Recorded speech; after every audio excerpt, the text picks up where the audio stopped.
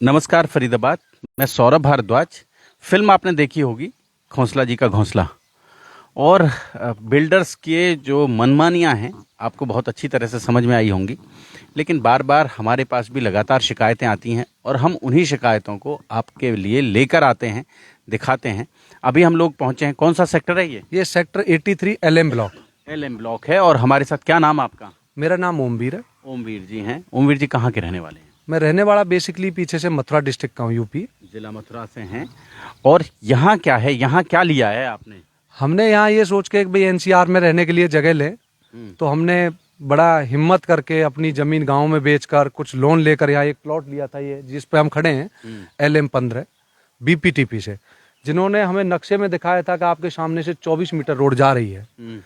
तो हमने इनके नक्शा देख के प्लॉट ले लिया जी। आज हम इस हालत में हैं 12-13 साल बाद भी कि ये आप देख ही रहे हो, सामने आपके रोड ब्लॉक है, दिखा दें, ठीक है जी, ब्लॉक है, कोई हमारे लिए रास्ता नहीं है।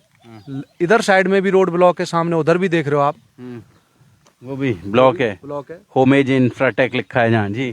और ये जो रास्ते हैं इन पे गांव वालों का अवैध कब्जा है, कोई उपला पाथ रहा है, कोई कुछ।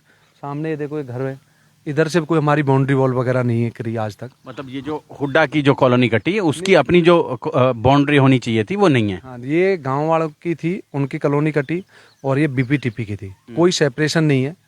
तो हमें ऐसा लगता है कि आज हम कंपनी ने ठग ली है। इससे अच्छा रहते कि हम गाँव में कहीं जमीन लेते तो अच्छा रहते।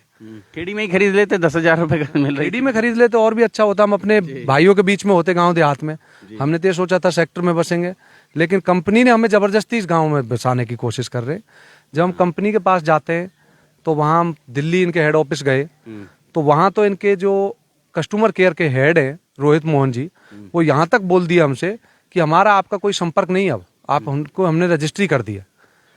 और मैंने जब उनसे कहा कि आपने तो मेरे से 2-2 चार्ज ले लिए, कॉर्नर चार्ज ले लिया, बड़े रोड का चार्ज ले लिया, और हुड्डा गवर्नमेंट से भी आपने, हरियाणा गवर्नमेंट से भी चार्ज ले लिया बड़े रोड का, तो आप उसको क्लियर क्यों नहीं कराते? बोला ये जिम्मेदारी अब हमारी नहीं है।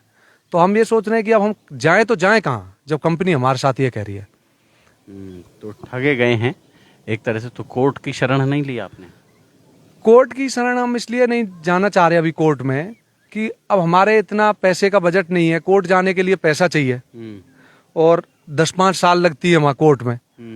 तो अब हम क्या जीवन या नौकरी करें या कोर्ट के धक्का खाएं, इसलिए हम कोर्ट नहीं जा रहे हैं अभी। नौकरी करें या कोर्ट के धक्के खाएं, ये सबसे बड़ा सवाल है। और सालों साल बीत जाते हैं। कितने साल पहले लिया था आपने? ये हमारा फेज 1 का प्लॉट है।